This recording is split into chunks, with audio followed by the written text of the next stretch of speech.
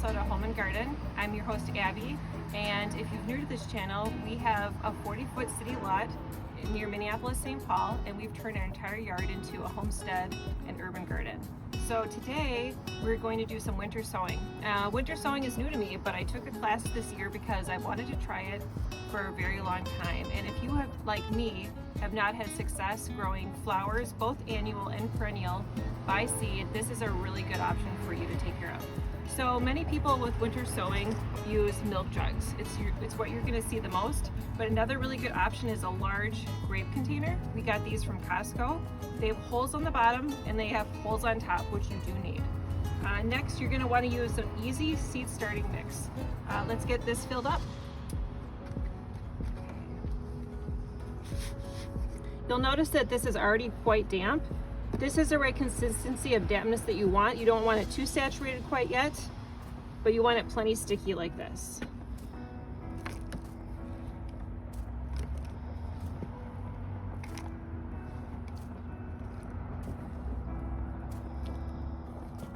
Today we're using a Jiffy organic seed starting mix.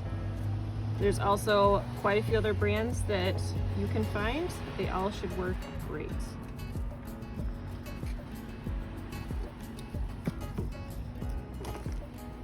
I like a variety of flowers, so today I'm going to do 2 flowers in each container.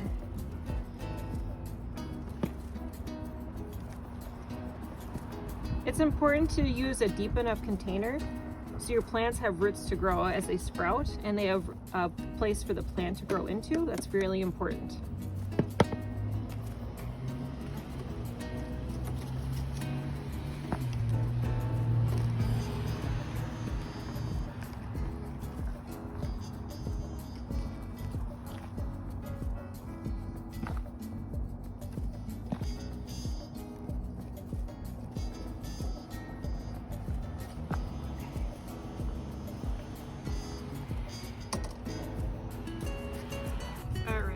So we're just going to lightly press in the soil.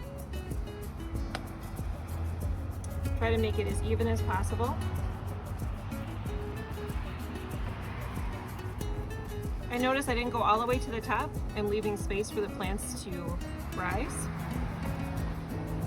This is a slower process, but with the natural cold and the natural sunlight, you get better germination and healthier plant growth. Okay. I'm just going to use a chopstick today to poke little holes. This is where our seeds will go. I'm just spacing them a little bit tight together. You always can thin it out later. And you're going to go the depth of what the seed packet suggests.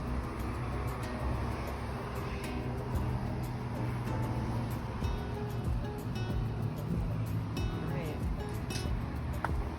This is from Baker Creek. Blue Disc African Daisy, isn't that beautiful? I'm really excited. This is a new one, never grown it before, but excited about it. I'm also doing a heirloom blazing star, beautiful and wonderful for the butterflies and bees. I'm doing a mix of asters. Those are great for a cut garden, but they're also really good for pollinators as well.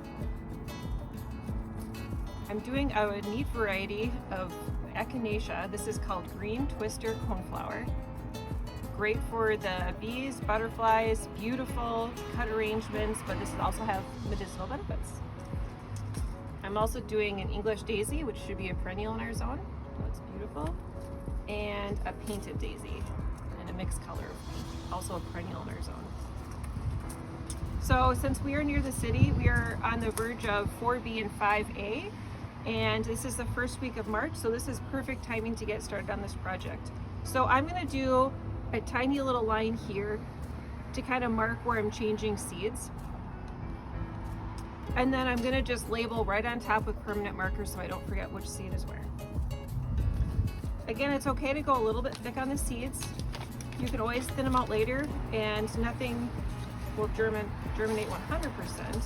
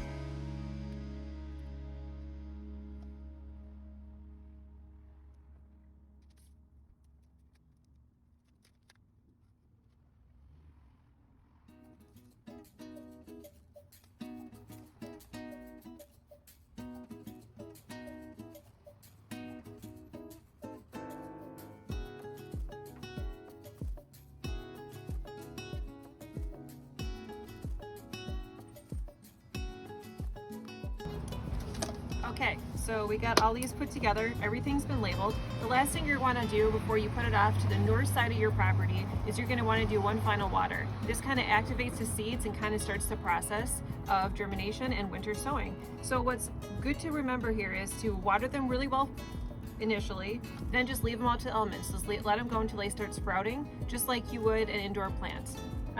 You're going to want to make sure you put them on the north side of your house, not the south side, because that could get too warm and they could too quickly germinate and then die off when it gets too cold at night. So the nice thing about this, it's kind of like a natural process of kind of working with your own natural weather patterns.